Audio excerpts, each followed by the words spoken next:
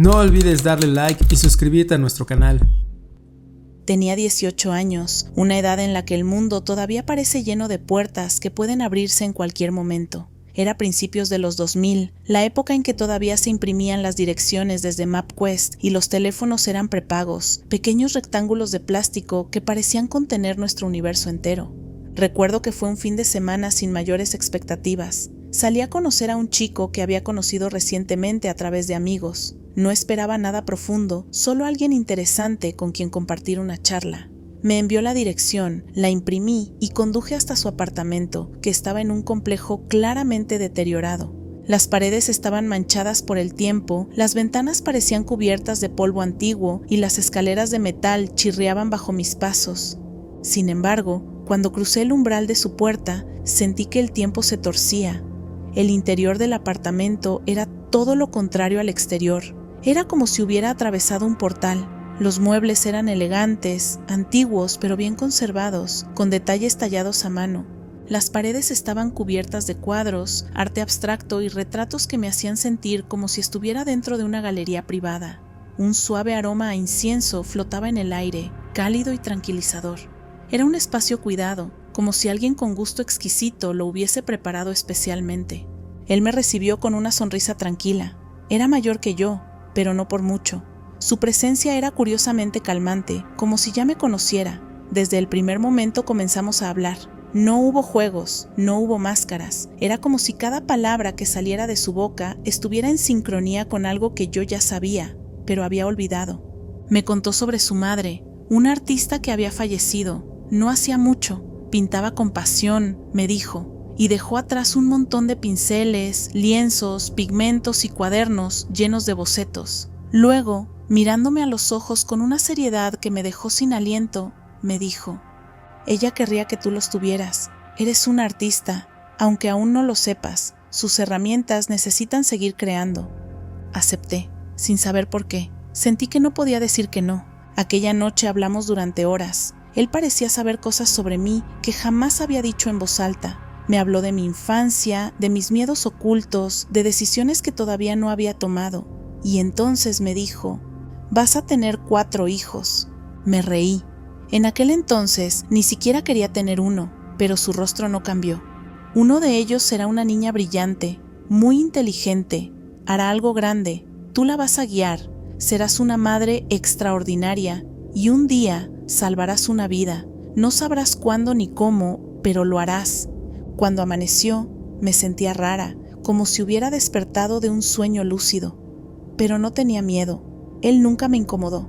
Al contrario, me sentí segura, como si aquel apartamento fuera un refugio del mundo real. Me despedí y regresé a casa, hasta que me di cuenta de que había olvidado mi TracFone, uno de esos teléfonos prepagos que apenas servían para mensajes y llamadas.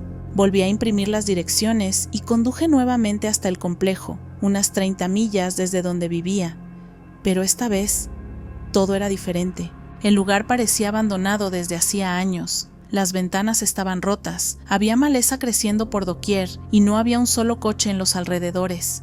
Caminé hasta donde estaba su apartamento y la puerta estaba sellada con maderas viejas. Nadie vivía allí, nadie podía haber vivido allí en mucho tiempo. Me quedé parada frente al lugar, con el corazón acelerado, tratando de entender qué estaba pasando. ¿Había soñado todo? ¿Era mi mente jugando conmigo? Pero entonces miré el asiento del copiloto. Allí estaban, dentro de una bolsa de papel, los materiales de pintura de su madre, los mismos que me había dado. Nunca volví a saber de él. El número que tenía dejó de funcionar. Nadie que conocía había oído hablar de él. Durante un tiempo volví al lugar una y otra vez, tratando de encontrar alguna pista, algún indicio de que no había enloquecido. Años después, tengo exactamente lo que él dijo: 4 hijos. Y mi hija, Charlotte, es una niña brillante, curiosa, obsesionada con los libros y la ciencia. Hace poco ayudé a una mujer en la calle que se estaba desmayando. Los paramédicos dijeron que si no hubiese actuado tan rápido, habría muerto. Y en ese momento volví a escuchar su voz en mi memoria: salvarás una vida. Todavía tengo los pinceles, los guardo en una caja de madera en mi estudio. Nunca me atreví a usarlos. Cada vez que los toco, siento algo extraño, como si estuvieran vivos, como si el tiempo mismo los protegiera. No sé quién era aquel hombre, No sé si era real, un espíritu, un guía, un guardián, o si en una noche perdida entre las líneas de un viejo mapa impreso, crucé por accidente a otro plano de la realidad. Pero sé que todo fue real, y aún me pregunto, ¿quién era él y por qué sabía tanto sobre mi futuro?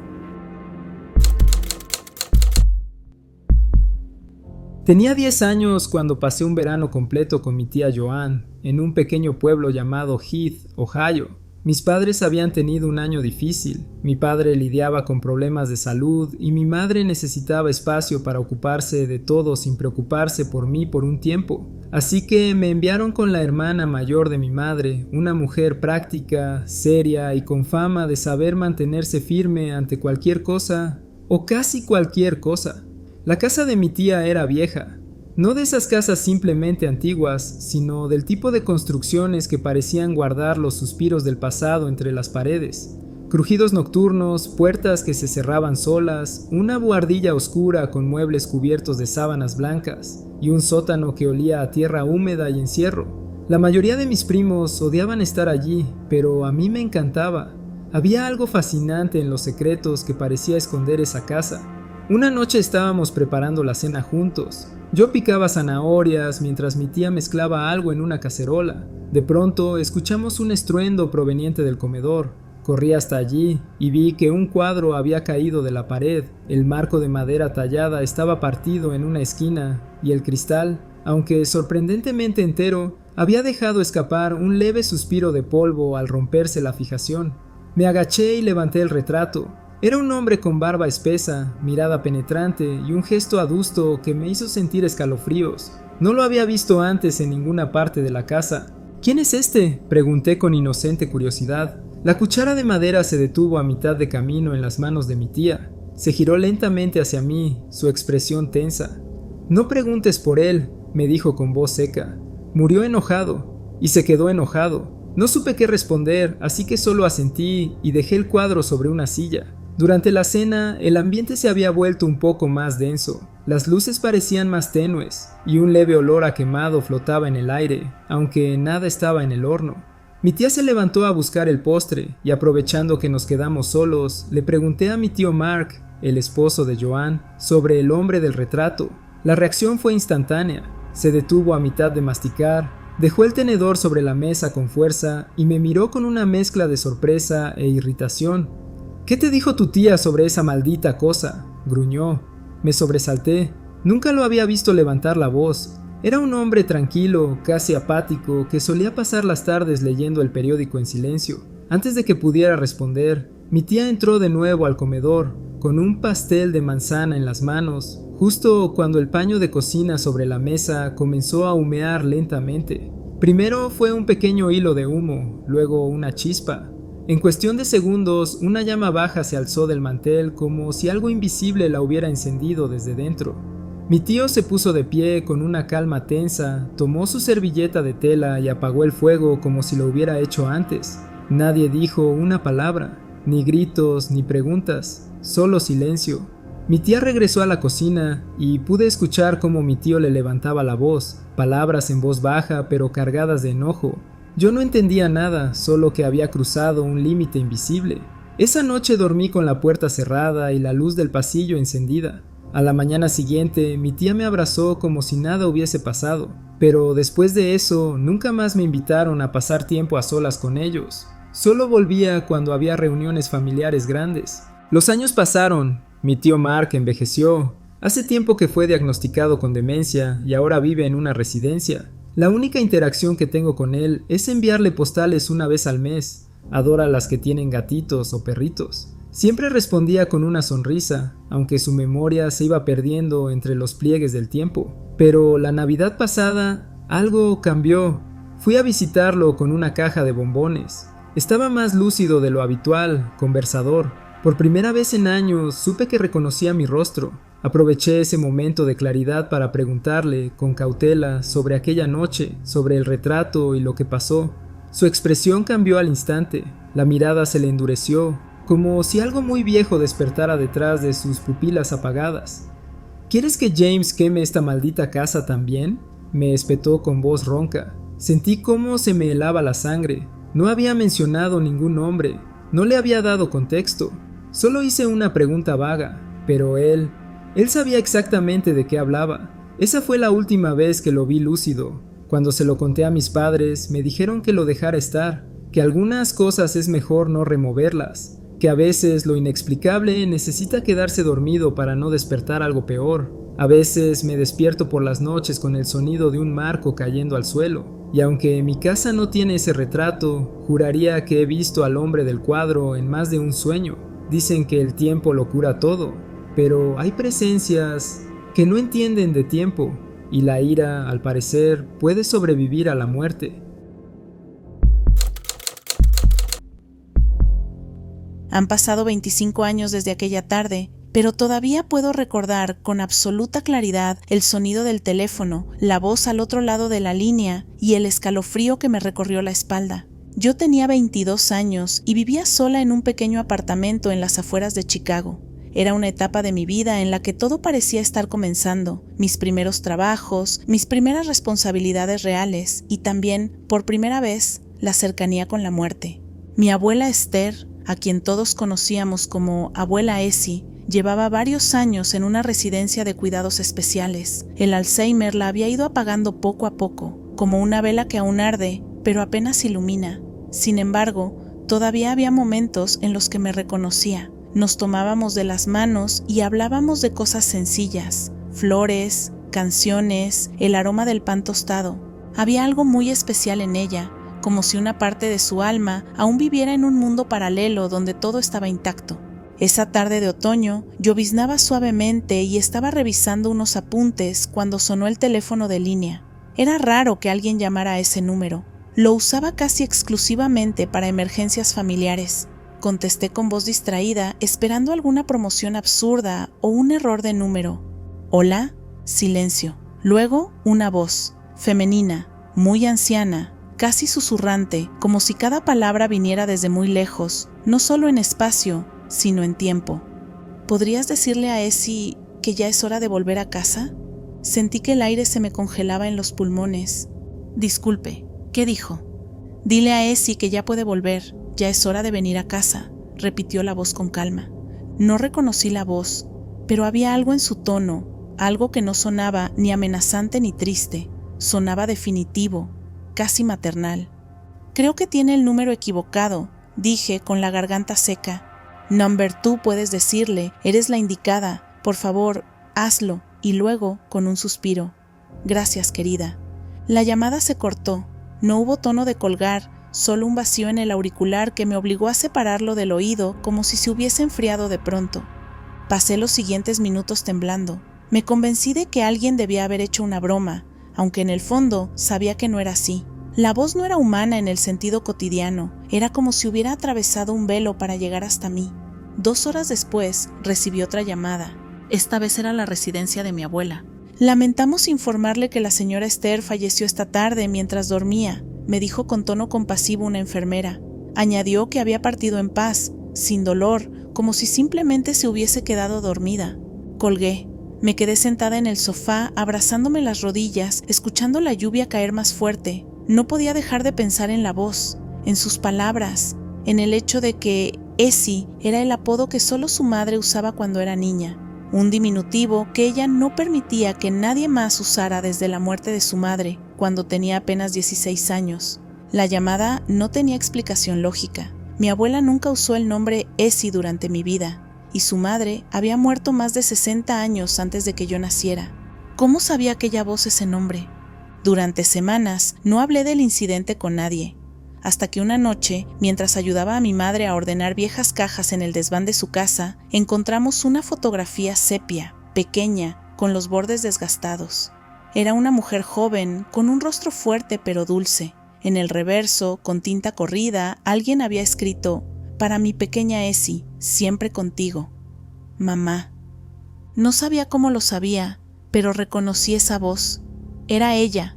Desde entonces, todos los años, en el aniversario de la muerte de mi abuela, dejo encendida una vela blanca en mi sala. A veces siento una brisa suave donde no debería haber corriente de aire. Y en ocasiones, me parece escuchar un leve susurro, como un agradecimiento. Nunca supe por qué yo fui la elegida para recibir el mensaje. Tal vez porque aún con el tiempo y la distancia, algunos lazos no pueden romperse, porque el amor verdadero, especialmente el de una madre, puede atravesar cualquier frontera, incluso la de la muerte. Pero una cosa sé con certeza, no fue un error de número, fue una despedida, o quizá una bienvenida. Todo comenzó un lunes cualquiera, uno de esos días que parecen no tener importancia, atrapado entre el trabajo remoto, los correos sin leer y el zumbido constante del mundo digital. Estaba tomando café frente a la computadora cuando, sin razón aparente, una sensación extraña me invadió. Pensé en mi abuelo. No fue un pensamiento alegre ni nostálgico, fue una punzada, como si algo invisible tirara de mí por dentro. Me preocupé por él sin motivo, fue solo un momento. Lo deseché como quien espanta un mal pensamiento y seguí con mi día. Horas después, mientras navegaba por redes sociales, me topé con un artículo sobre cortadoras de césped automáticas. Sonreí. Era justo el tipo de cosa que le encantaría a mi abuelo. Mantener su césped era su orgullo y pasión. A mi abuelo le fascinaría esto, escribí al compartirlo. Apenas presioné publicar, el teléfono sonó, el número en la pantalla, papá. Y entonces, ese vacío en el estómago, esa caída repentina que no necesita palabras. Algo en mí ya lo sabía. Cuando contesté, la voz de mi padre confirmó lo que temía. El abuelo había sido trasladado de urgencia al hospital, una infección urinaria que se complicó, varios infartos, pero seguía con vida, al menos por ahora. Esa noche intenté convencerme de que todo iba a estar bien, que los médicos lo estabilizarían, que era fuerte, que ya había superado cosas antes. Pero cuando me acosté, el sueño me arrastró más profundo de lo habitual, y fue allí donde sucedió. Me encontré sentado dentro del viejo cobertizo de mi abuelo, ese pequeño refugio de madera donde guardaba sus herramientas, recuerdos y secretos. Todo estaba como lo recordaba, el olor a aceite, la luz tenue colándose entre las rendijas, las estanterías cubiertas de polvo y latas oxidadas. Yo estaba mirando algo en una pequeña televisión antigua, cuando la puerta crujió y él entró con la misma calma de siempre. Se sentó a mi lado como si fuera lo más natural del mundo. Los próximos días van a ser duros, me dijo, sin rodeos. Te van a poner a prueba. Pero no te preocupes por mí, en unas horas ya no voy a necesitar esto. No entendí del todo a qué se refería, pero había algo en su mirada. Una mezcla de cansancio y paz, como quien finalmente ha soltado un gran peso. Luego comenzó a contarme cosas, historias de su juventud, de peleas con su padre, de su primer amor antes de conocer a mi abuela, de la vez que casi abandonó todo para irse a Argentina porque no soportaba su trabajo en la fábrica. Me hablaba con una lucidez y una franqueza que nunca había visto en vida. Algunas cosas me impactaron, otras me parecieron imposibles. ¿Cómo podía saberlas? ¿De dónde salían esos detalles tan precisos? Pasamos lo que parecieron horas en ese sueño. No era solo una conversación, era un encuentro íntimo, un cierre. Cuando desperté, el sol apenas asomaba. Me quedé inmóvil, el corazón latiéndome con fuerza. Sabía, con esa certeza silenciosa que no se puede explicar, que algo había cambiado. Y entonces, a eso del mediodía, mi papá volvió a llamar. Mi abuelo había fallecido, había partido en paz mientras dormía. Calculando la diferencia horaria entre donde vivía él y yo, su muerte ocurrió apenas 3 horas después de nuestro sueño. Conté el sueño a mi padre y a mi tío días después, todavía sin entenderlo del todo. Les relaté detalles específicos de las historias que mi abuelo me contó y se quedaron en silencio. La mayoría eran verdaderas, aunque algunas estaban algo adornadas, dijeron. Pero habían anécdotas que ni siquiera mi padre había escuchado nunca. Recuerdos demasiado antiguos o demasiado personales, cosas de antes de que yo naciera. ¿Cómo las sabía? No soy religioso, nunca lo fui, y no creo en muchas cosas que no puedo tocar o probar. Pero esto me hizo cuestionar lo inamovible. ¿Fue solo mi subconsciente? ¿Un acto de la mente buscando consuelo? ¿O fue una despedida real? ¿Una última visita antes de partir definitivamente? Desde entonces, cada vez que entro al cobertizo viejo, que todavía está en pie en la casa de mis padres, me quedo unos minutos en silencio. Hay una paz extraña allí, una sensación de que si me siento lo suficiente, si espero con paciencia, quizás vuelva a oír su voz. No tengo respuestas, pero tengo esa conversación grabada en lo más profundo de mí, y con ella el recuerdo de un vínculo que ni siquiera la muerte pudo romper. Mi nombre es Clara, y durante mucho tiempo me negué a contar esta historia, no porque no la recordara con claridad, sino porque temía lo que significaba, o más bien, lo que podría significar. Hace unos años, mi vida estaba llena de luz y ruido. Tenía una hija de 2 años llamada Emilia, una niña brillante y dulce con una imaginación desbordante. Su risa era contagiosa y su presencia hacía que cualquier habitación se sintiera más cálida. Ella era mi mundo, especialmente después de un periodo oscuro del que apenas comenzaba a salir, porque antes de esa etapa feliz hubo una pérdida. 3 meses antes de aquella noche, que nunca olvidaría, sufrí un aborto espontáneo. Fue una de esas experiencias que te rompen por dentro de una forma silenciosa. No grité, no lloré frente a nadie, solo me quedé sentada en la sala, mirando al vacío, sintiendo que alguien se había desvanecido de mi vida sin siquiera haber llegado del todo. Era una niña, lo supimos temprano, y la íbamos a llamar Samantha. Habíamos elegido ese nombre juntos, mi esposo y yo, con ternura y esperanza. Emilia, aunque pequeña, ya acariciaba mi vientre y decía que iba a tener una amiga para siempre. Cuando perdí a Samantha, me aseguré de que Emilia no notara nada. Solo dijimos que el bebé se había ido con las estrellas. Ella pareció aceptar la explicación, como hacen los niños, con una sabiduría antigua y resignada que a veces los adultos olvidamos que tienen. Una noche, cuando Emilia tenía ya 2 años y medio, me desperté abruptamente. Eran alrededor de las 3 de la madrugada. No había ruido fuerte, solo una sensación extraña, como si algo invisible me hubiera tocado el hombro. El monitor de su habitación estaba encendido, como siempre, pero esta vez oí su voz. Estaba hablando en voz baja, murmurando con esa cadencia que usan los niños cuando están profundamente concentrados en algo, o con alguien. Me levanté, aún somnolienta, y caminé hasta su cuarto.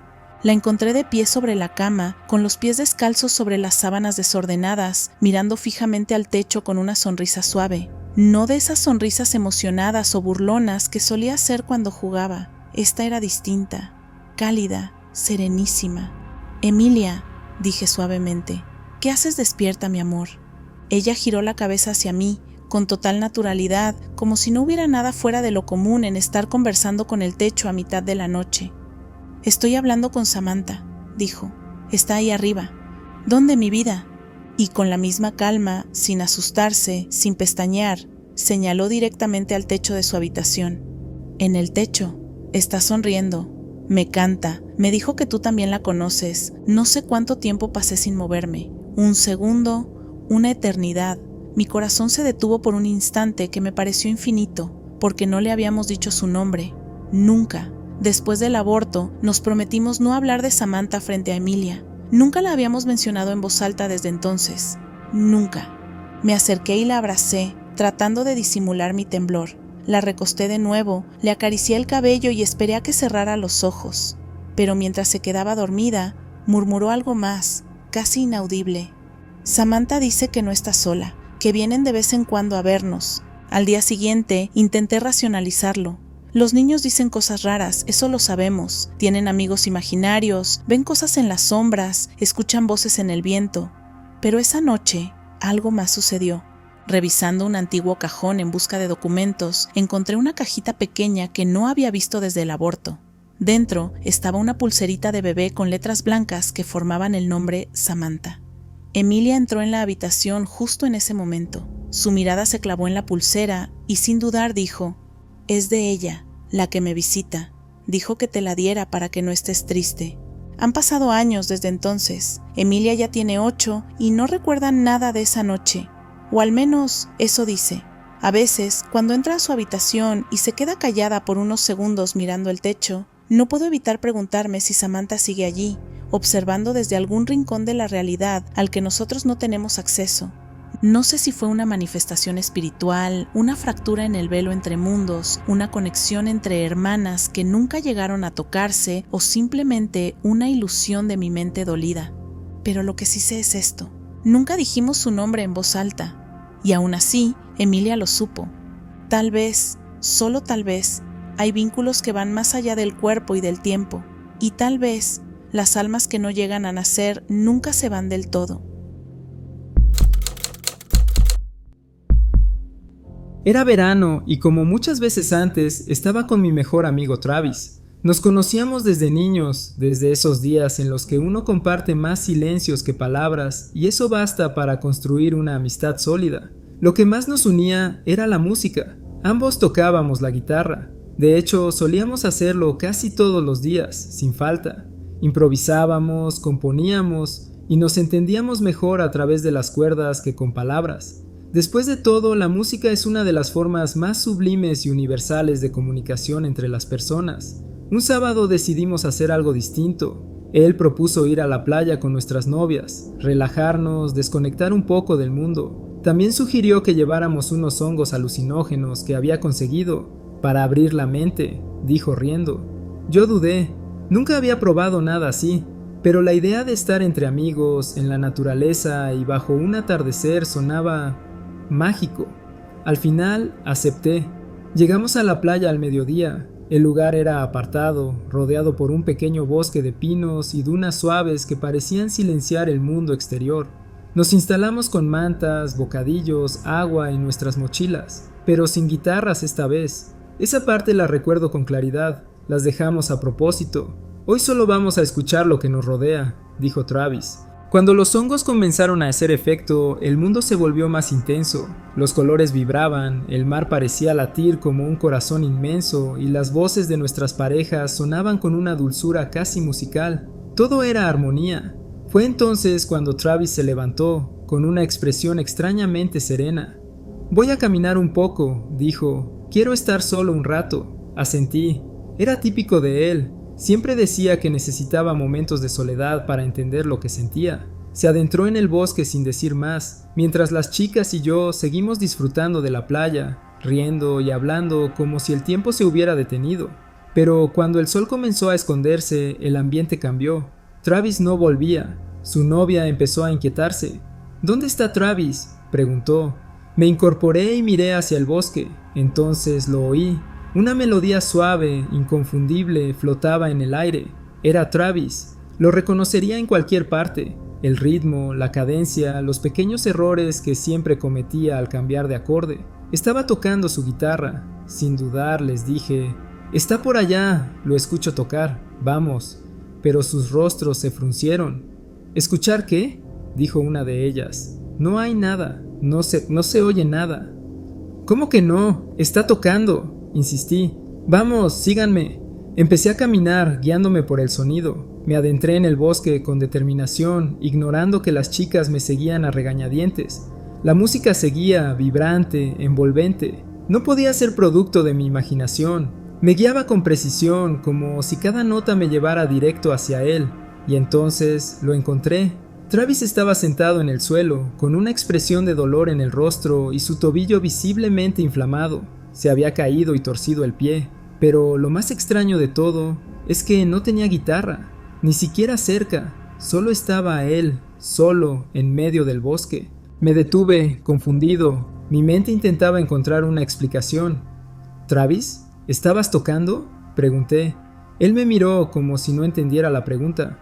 «¿Qué? No, ni siquiera traje mi guitarra, ¿recuerdas? Las dejamos en casa». El silencio cayó como un manto pesado sobre todos, y entonces lo comprendí. Había seguido un sonido imposible, algo que no debería haber existido, pero me había guiado directamente a él, como si una versión de Travis en otro plano me hubiera llevado hasta su yo físico y herido. Lo ayudamos a volver a la playa cojeando, y esa noche dormimos poco. Nadie mencionó lo ocurrido, quizá porque todos sentíamos en lo profundo que habíamos cruzado un límite invisible. Pasaron los años. Nunca volví a oír aquella melodía, ni a vivir algo semejante. Pero todavía me pregunto, ¿fue mi mente bajo el efecto de los hongos creando una ilusión? ¿O fue algo más? Tal vez, por un instante, el universo se desdobló, y una versión de Travis, una que sí tenía su guitarra en otro tiempo, en otra dimensión, tocó lo suficiente como para que yo lo escuchara aquí, donde debía encontrarlo. Tal vez no fue locura, ni alucinación, tal vez fue una rendija, una brecha, una falla en la realidad. Antes de terminar este video, queremos tomarnos el tiempo para saludar y agradecer. Gracias por su apoyo constante e incondicional. Nos emociona leer sus mensajes en cada video. De verdad, muchísimas gracias. Valoramos mucho su apoyo. Cada like, cada comentario, cada suscriptor y cada historia enviada nos motivan a seguir creciendo y mejorando. Gracias por escucharnos, por compartir sus ideas, teorías y por ser parte de esta comunidad de mentes inquietas. Ya somos más de 8,800 miembros de esta increíble comunidad de tenebrosos. Ustedes nos dan la oportunidad de seguir haciendo algo que nos apasiona. Y recuerden que si tienen una historia que compartir, nos la pueden enviar a la dirección de correo electrónico que aparece en la descripción del video. encuentrostenebrosos@gmail.com. El multiverso está lleno de secretos y apenas hemos comenzado a descubrirlos. Nos vemos en el siguiente universo.